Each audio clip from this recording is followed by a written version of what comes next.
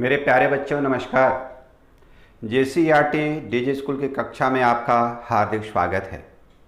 आज आपके साथ साझा करूंगा कुछ ऐसी प्यारी बातें जिनको सीखने व मनन करने से मानव जीवन की सफल यात्रा संभव हो सकेगी।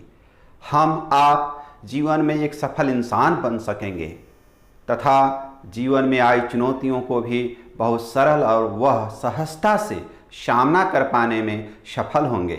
तो आइए इस हेतु बात करेंगे आपकी पाठ्यपुस्तक विषय हिंदी पाठ दोहे का अध्ययन करते हैं।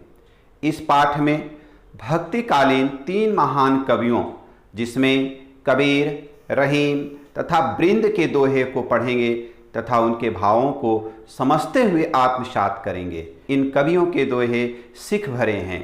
तो आइए सबसे पहले कबीर की दोहे को पढ़ते व समझते हैं। माला फेरत जुग भया, मिटा न मन का फेर, कर का मन का छाड़ी कै, मन का फेर। इस दोहे में 2 शब्द प्रयुक्त हुए हैं। मन का, जिसमें मन अर्थात हृदय तथा का शबंध कारक है, अर्थात मन का मतलब हुआ हृदय का। उसके बाद दूसरा शब्द मन का, जिसका अर्थ होता है मोती, जो माला में गूथा हुआ होता है। तो कबीर कहते हैं कोई व्यक्ति लंबे समय तक हाथ में लेकर मोती की माला घुमाता है पर उसके मन का भाव नहीं बदलता, उसकी मन की हलचल शांत नहीं होती। कबीर ने ऐसे व्यक्ति को सलाह दिया है कि हाथ के इस माला को फेरना छोड़कर मन के मोतियों को बदलो, हृदय को साफ व पवित्र बनाओ, और यही एक सच्चे इंसान को करना भी चाहिए। निंदक नियरे राखिए, आगन कुटी छवाय, बिन साबुन पानी बिना, निर्मल करे सुभाय। निंदक, निंदा करने वाला, नियरे पास में, आगन जो हम लोग के घरों में आंगन होता है, कुटी कुटिया झोपड़ी छोटा सा घर, और निर्मल स्वच्छ और साफ को कहते हैं, और सुभाए यहाँ पर स्वभाव के लिए आया हुआ है। तो इस दोहे का अर्थ हम लोग इस तरह से समझते हैं, जो हमारी निंदा करता है, जो हमारी निंदा करता है उसे अधिकाधिक अपने पास ही रखना चाहिए। क्यों? वह तो बिना साबुन और पानी के हमारी कमियां बताकर हमारे स्वभाव को साफ करता है। कवि कहते हैं कि जो हमारी निंदा करता है, अर्थात जो हमारी कमियां देखता है, हमारी आलोचना करता है, तो उनका सलाह है कि हमारे पास ही रखना चाहिए। मतलब उनकी निंदा से हमको घबराना नहीं चाहिए, बल्कि उनकी निंदा से हमारी अंदर की जो कमियां हैं उसको ठीक करने का प्रयत्न करना चाहिए। क्योंकि वे तो बिना खर्च के, बिना साबुन और पानी के ही हमारी कमियां बताकर हमारे स्वभाव को साफ करते हैं, हमको अच्छा बनाने में लगे रहते हैं। इसीलिए हमें निंदा से घबराना नहीं चाहिए, बल्कि निंदा को स्वीकार कर अपने आप को ठीक करना चाहिए। आगे देखिए, तिनका कबहू न निंदिए, पांव तले जो होए, कबहू उड़ी आखिन परे, पीर घनेरी होए। तिनका, छोटा सा टुकड़ा कण जो रास्ते में सड़क पर पड़ा हुआ होता है, आखिन आंख को कहते हैं, पीर पीड़ा हुआ, और घनेरी बहुत ही गहरी और अधिक जो होता है उसको घनेरी कहते हैं। कबीर जी क्या कहते हैं? एक छोटे से तिनके की भी कभी निंदा न करो जो तुम्हारे पांवों के नीचे भी दबा हो। क्यों? कि यदि कभी वह तिनका उड़कर आंख में आ गिरे तो कितनी गहरी पीड़ा हो सकती है, आप कल्पना कर लो। अर्थात सभी अपने अपने स्थान व स्थिति के अनुसार महत्व रखता है। हमें किसी को भी छोटा या बड़ा नहीं समझना होता है, सबकी महत्ता हमको सामान्य रूप से देने की कोशिश करनी होती है। अब आइए रहीम के दोहे को पढ़ते हैं। रहीम ने भी जीवन में बेहतर करने के लिए, मानव जीवन में आई चुनौतियों को कैसे हम सामना कर सकें, उसके लिए उन्होंने अपने अनुभव और अपने आत्मसात किए हुए अनुभव को साझा किया है और हम सब के लिए उन्होंने जो दोहा दिया है उसको पढ़ते हैं। आब गए आदर गया, नैनन गया स्नेही, ये तीनों तब ही गए जब ही कहा कुछ देही।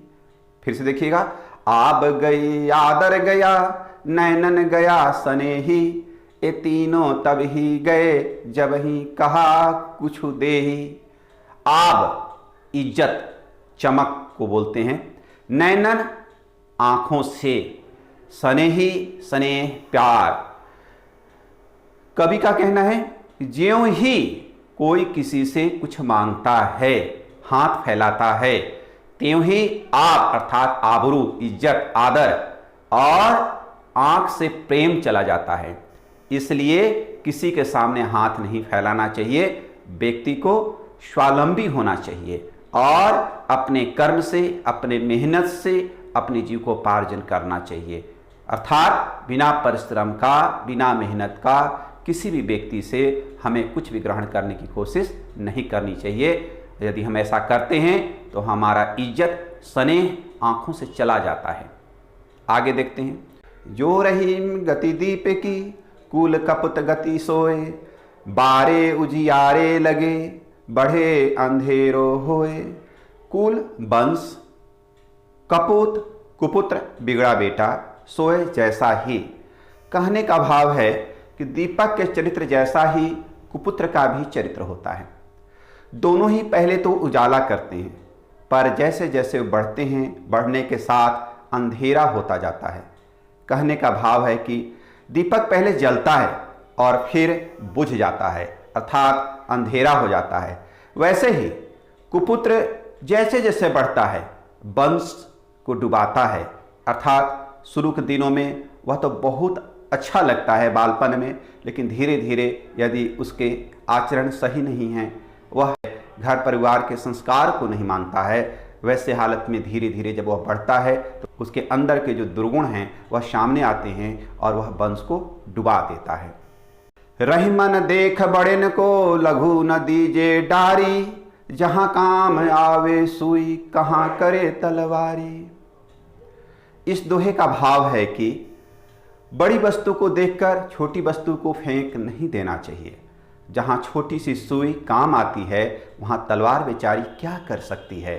अर्थात हमें समाज व घर परिवार में अच्छी तरह से सोच समझकर व्यवहार करना चाहिए। छोटा बड़ा का भेद करने से जीवन में बहुत ही समस्याएं आती हैं। इसलिए हमको छोटा या बड़ा जैसा विभेद न करके हमें सबों को सामान्य तरीके से व्यवहार करना चाहिए। अब आइए कवि वृंद ने भी अपने जीवन के अनुभव के आधार पर हम सबों के लिए संदेश दिया है। उनके कुछ दोहे को देखते हैं। अपनी पहुँच विचार कै, कर्तव्य करिए दौर, तेते पाँव पसारिए, जेती लंबी सौर। कवि वृंद व्यक्ति के अपेक्षाओं पर दृष्टि डालते हुए कहते हैं कि व्यक्ति को अपनी सामर्थ्य शक्ति के हिसाब से ही कोई कार्य करना चाहिए। जिस प्रकार जितनी बड़ी चादर होती है, पांव भी उतना ही पसारते हैं। भले बुरे सब एक से, जौ लौ बोलत नाही, जान परतु है काकपिक, ऋतु बसंत का माही। भले बुरे सब एक से, जौ लौ बोलत नाही, जान परतु है काकपिक, ऋतु बसंत का माही।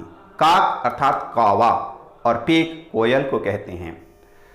अच्छे व बुरे दोनों देखने में समान लगते हैं, लोग धोखा खा जाते हैं। जिस प्रकार कौवा और कोयल देखने में समान लगते हैं, पर बसंत ऋतु आने पर दोनों की पहचान करा देती है। कोयल की कुक निराली व मीठी होती है, पर कौवा का कर्कश। ठीक इसी प्रकार व्यक्ति के व्यवहार व बोली से ही भले बुरे की जानकारी होती है। और अंतिम दोहा है, सबय सहायक सब बल के, को न निबल सहाय, पवन जगावत याग को, दीप ही देत बुझाए। कवि वृंद का संदेश है कि शक्तिशाली के साथ ही सभी खड़े होते हैं, परंतु निर्बल व कमजोर व्यक्ति की सहायता व साथ के लिए कोई भी साथ नहीं आता। आज के समाज में मेरे प्यारे बच्चों, आप भी देखते होंगे कि जो निर्बल है, जो कमज़ोर है, शायद उसके साथ खड़ा होने वाला कोई नहीं होता है। तो इस दोहे के माध्यम से कहना चाहते हैं कि जिस प्रकार पवन शक्तिशाली आग को और प्रदीप्त अर्थात तेज करता है, पर वही पवन दीपक को बुझा देता है।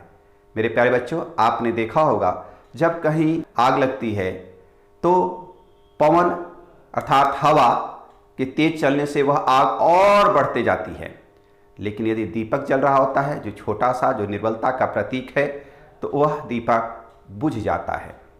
इस तरह से हमारे समाज के ये तीनों कवि काफ़ी श्रेष्ठ और विख्यात रहे हैं। एक कवि भक्तिकालीन कवि के रूप में जाने जाते हैं। इन भक्तिकालीन कवियों ने अपने जीवन में और जीवन की महत्वपूर्ण अनुभवों के आधार पर मतों को उदाहरण के माध्यम से बताया है। उनकी बातों को यदि हम अपने जीवन में अपनाएं तो हमारा जीवन सफल व सुखद बन जाएगा।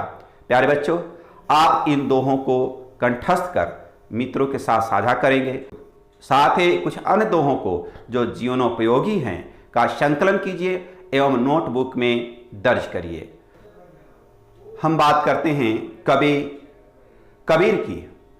15वीं सदी के भारतीय संत वह कवि थे। इनकी जन्म तारीख है 1398 ईस्वी वाराणसी में हुआ था, जबकि इनकी मृत्यु 1518 ईस्वी में बस्ती के निकट मगहर में हुआ था। रहीम, जो अब्दुल रहीम खान खाना के नाम से प्रसिद्ध थे, ये सभी संप्रदायों के प्रति सादर भाव के सत्यनिष्ठ साधक थे। इनका जन्म 17 दिसंबर 1556 ईस्वी को और इनकी मृत्यु 1 अक्टूबर 1627 ईस्वी को हुआ था। बात करते हैं कवि वृंद का। कवि वृंद का पूरा नाम वृंदावन दास था।